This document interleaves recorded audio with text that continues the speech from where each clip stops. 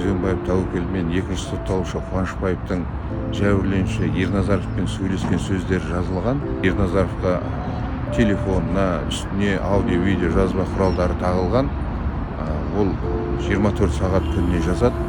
Сөйтіп 30 күн бойы жазған, 1 ай бойы. Егер Күзембаев Тәуекел сотталып кетпесе, қамалмаса, сен құрыйсың, стройкың тоқтайды. Сен Күзембаевпен абайсызда былай кездесіп, біз саған Күзембаевтың қай жерде жүргенін айтамыз, сен сол жерге барып, случайно кездескен болып кездесіп, осы ақша туралы әңгіме айт. Ақша туралы айтпасаң, мен сәлемдемемді алдың ба, я аманатымды алдың ба деп айт. Бізде қысып жатыр, бізде қиналып жатыр.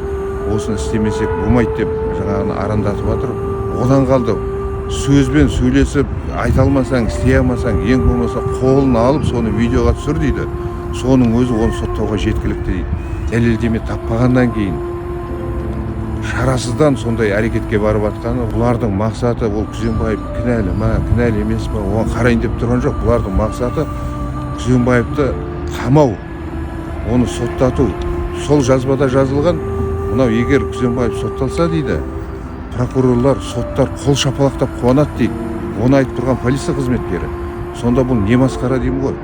Сонда Күзембаев бұларға жаңағы заңсыз әрекет жасауға кедергі болып жүр. Сондай кедергіден құтыламыз деп қуанайын деп отыр ғой. Полиция қызметкерлері Ерназаровқа айтып жатыр. Біз Күзембаевтың көтін жаласақ та кездесіп, осы бір сөзді айтқызып, я болмаса жаңа видеоны түсіруіміз керек деп жатыр. Одан қалды Ерназаровты айтып жатыр. Бізге бір жақсы өтірік керек қой дейді да. Ол Күзембаевты бір алдап осы қақпанға түсіру үшін дейді. Сонда бұлар жоспарлап жатыр, арандату жасап, Күзембаевты алдап, сулап, осындай бір әрекет жасап, осы қылмысқа қатысы бар деп әйтеу іліп алып, қамау үшін, соттау үшін. Жазбада Ерназаровтың айтқаны бар полиция қызметкерлеріне.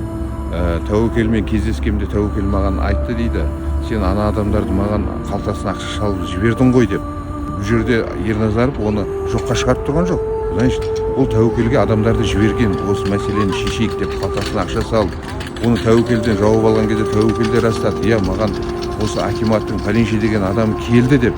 Яғни бұл жерде бұлар Ерназаровты қорқытып, Қуанышбаев ақша алғаны рас қой Ерназаровтан, бірақ Ерназаровты олар қорқытып ақша алып тұрған жоқ Қуанышбаев.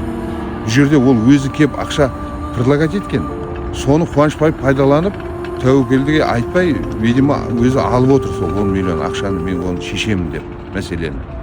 Енді тағы бір мәселе, бұл жерде Ерназаров айтады, сотта осы уақыттан басынан бастап айтып келе жатыр. Тәуекел Күзембаев ақшаны алғаннан кейін бізді тексеруге келген жоқ дейді. Ал мына жерде 11 күні Қуанышбаев алған ақшаны.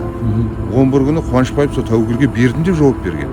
Бірақ мынау 12 күні жаңағы құрылыс нысанының күзетшісі Ерназаровқа баяндап жатыр. Бүгін келіп Тәуекел видеоға түсіріп кетті деп.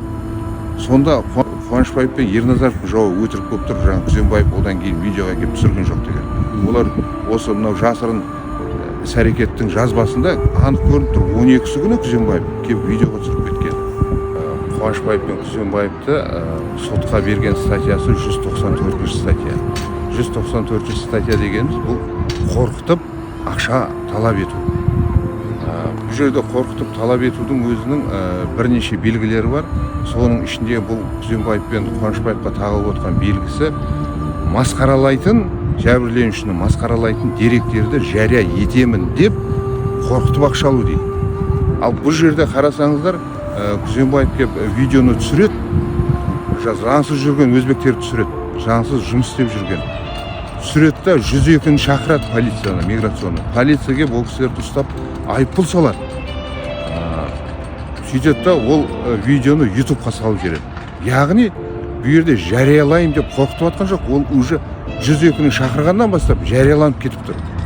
YouTubeқа түссе ол тем более жарияланып тұр. Ал бұл жерде ол қылмыстың сондықтан құрамы жоқ, белгісі жоқ.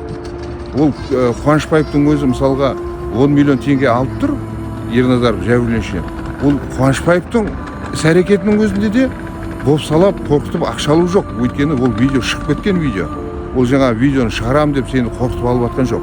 Ол өзбектер заң бұзушылық жасап тұр ғой. Заң бұзушылық жасағанның өзі ол масқаралайтын дерек емес мысалға. Сонда әр адам бір жерде жаңағы қылмыс болып жатса, соны полицияға айтса, ол адам сонда қалай сотталып кете ма? Қылмысты полицияға жеткізген үшін бұл жерде дәл сондай әрекет Күзембаевтың тарапынан болып тұрған.